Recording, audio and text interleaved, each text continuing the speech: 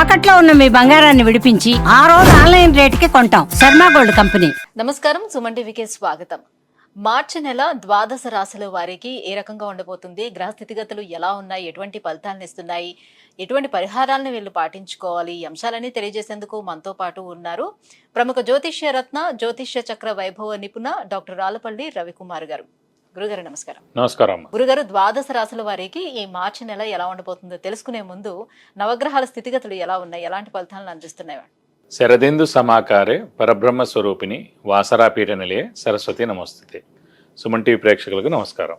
మార్చి నెల 2025 నవగ్రహాలు ద్వాదశ రాశుల్లో ఎక్కడ ఉన్నాయి ఇప్పుడు తెలుసుకుందాం. ముందుగా సూర్యుడు వచ్చేసి మనకి మీన రాశిలో ఉన్నారు. అలాగే కుజుడు మనకి మిథున్ రాశిలో ఉన్నారు.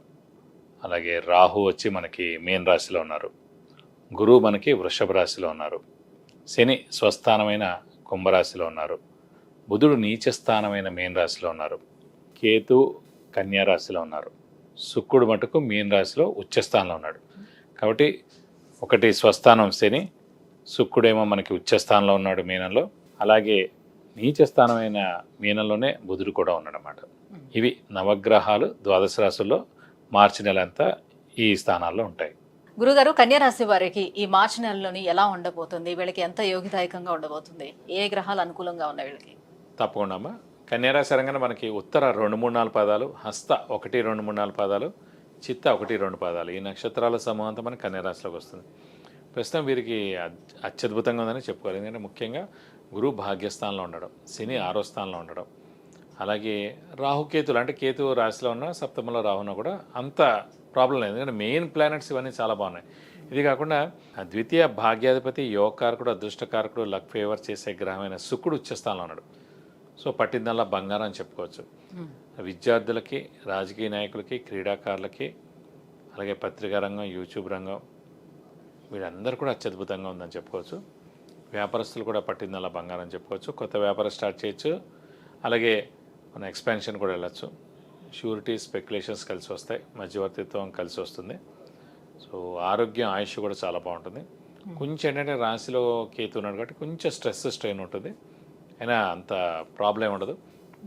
సో హార్డ్ వర్క్ సంబంధించిన ప్లానెట్ వచ్చేసి మళ్ళీ బుధుడై నీచలో ఉన్నాడు కాబట్టి కొంచెం హార్డ్ వర్క్ అనేది తగ్గిస్తారు. కానీ మానకండి. ఎందుకంటే గురువు, శని, శుక్రుడు అన్నీ 100 ఉన్నప్పుడు కొంచెం హార్డ్ వర్క్, స్మార్ట్ వర్క్ చేస్తే కనుక ఈ 2-3 నెలలు కూడా మీరు పట్టిందల బంగారం అవుతుంది.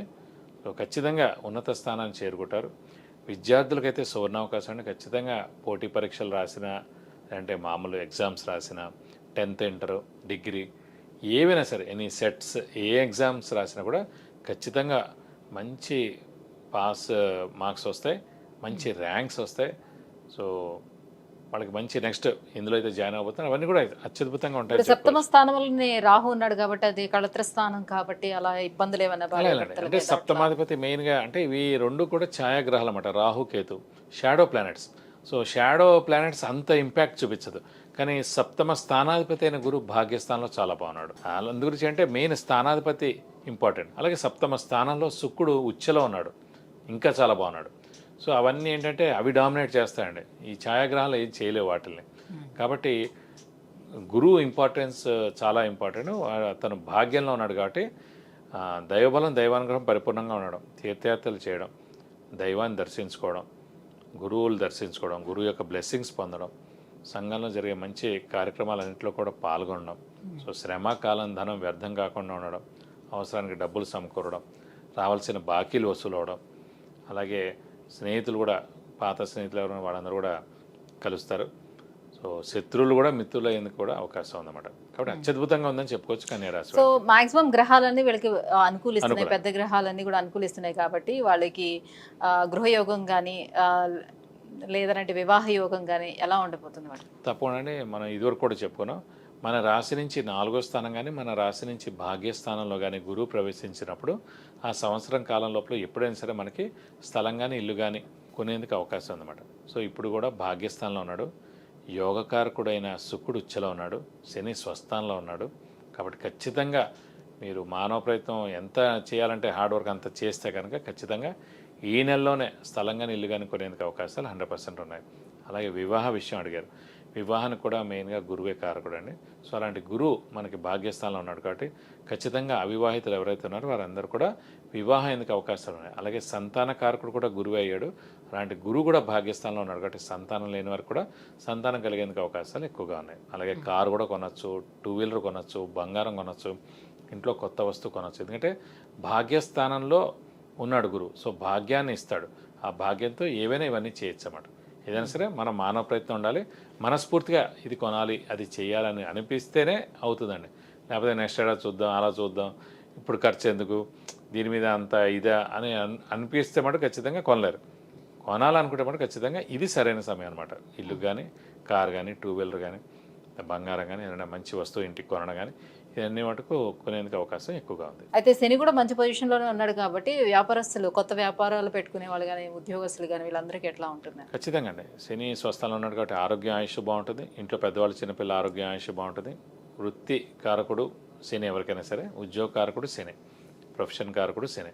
కాబట్టి నిరుద్యోగులకు ఉద్యోగం రావడం, ఉద్యోగస్తులకు ప్రమోషన్స్ రావడం, మంచి నేమ్ అండ్ ఫేమ్ రావడం, బాస్ నుంచి మన్నన పొందడం, అలాగే ఫారెన్ టూర్ విజిట్స్, అసైన్మెంట్స్ ఇలాంటివి కూడా వచ్చేందుకు అవకాశం ఉంది. అలాగే ఉన్నత చదువు ఫారెన్లో కూడా చదవచ్చు, ఇక్కడ కూడా చదవచ్చు. అలాగే ఉన్నత ఉద్యోగం కూడా ఫారెన్లో రావచ్చు, ఇక్కడ కూడా వచ్చేందుకు అవకాశాలు ఎక్కువగా ఉన్నాయి. మరి ఇంకా ఎటువంటి పరిహారాలను వీళ్ళు పాటించుకోవాలి? ప్రస్తుతం రాష్ట్రాధిపతి ఒక్కడే బుధుడు నీచలో ఉన్నాడు కాబట్టి ఈ 4 వారాల మటుకు ప్రతి బుధవారం ఉపవాసం ఉంటే మంచిది. అలాగే ప్రతిరోజు వినాయకుడి స్తోత్రం, అలాగే వెంకటేశ్వర స్వామి స్తోత్రం చదువుకుంటే మంచిది. అలాగే వీలైతే ప్రతి బుధవారం వెంకటేశ్వర స్వామి టెంపుల్ లేదంటే వినాయకుడి టెంపుల్కి వెళ్ళి 41 ప్రదక్షిణాలు చేస్తానికి దోషం మొత్తం తొలగిపోతుంది. విద్య, ఉద్యోగం, వివాహం, వాహనం, ఆరోగ్యం, ఐశ్వర్యం వీటన్నిటి గురించి తెలుసుకోవాలంటే కింద స్క్రోల్ అవుతున్నటువంటి నెంబర్లకి కాల్ చేసి గురుగారి అపాయింట్మెంట్ పొందవచ్చు. గురుగారు, ఈ మార్చి నెల కన్యా రాశి వారికి ఎలా ఉండబోతుంది, ఎలాంటి పరిహారాన్ని పాటించుకోవాలి, ఈ విషయాన్ని తెలియజేసినందుకు ధన్యవాదాలండి. నమస్కారం.